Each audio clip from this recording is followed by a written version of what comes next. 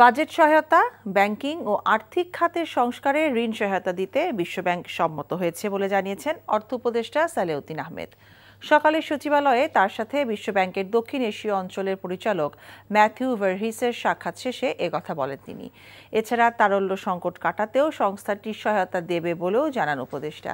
এবছরের মধ্যেই কিছু অর্থ ছাড় করবে, তবে এক্ষেত্রে কিছু শর্ত দিলেও তা সহজ ও পালন করা সম্ভব বলে জানান তিনি। জানা গেছে, বাংলাদেশের জন্য প্রায় $1 বিলিয়ন ঋণ ডিসেম্বরের মধ্যে বিশ্বব্যাংকের বোর্ডে অনুমোদন হওয়ার কথা রয়েছে। তবে ঋণ পেতে 3টি শর্ত পালন করতে হবে বাংলাদেশকে। এজন্য বেসরকারি খাতে অ্যাসেট ম্যানেজমেন্ট কোম্পানি করা, আন্তর্জাতিক মানদণ্ডে খেলাপি ঋণের নতুন সংজ্ঞায়ন করা, নতুন গঠিত টাস্ক ফোর্সের অডিট ফার্মের কার্যবিবরণী বিশ্বব্যাংকে উপস্থাপন করার শর্ত মানতে হবে বাংলাদেশকে। আমাদের রিফর্মগুলোর জন্য সহায়তা দরকার, আমাদের একটা বাজেট সাপোর্ট দরকার ইমিডিয়েটলি। তারপর আমাদের কত ডেভেলপমেন্ট প্রজেক্ট আছে। ওয়ার্ল্ড ব্যাংক কিন্তু সবচেয়ে বহুজাতিক মাল্টিল্যাটারাল ইস্যুর মধ্যে সবচেয়ে বিগেস্ট ওনার আমাদের।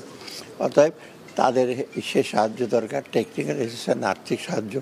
আমাদের লিকুইডিটি সাপোর্টের ব্যাপারে কথা বলেছি, ওগুলো ওরা দিতে মানে সম্মত হয়েছে। আমি আরও ফার্দার কথা বলবো। মোটামুটি ইতিবাচক। এনজিওর কিস্তি প্রথমবার বিকাশ পেমেন্ট করলেই 20 টাকা ইনস্ট্যান্ট ক্যাশব্যাক।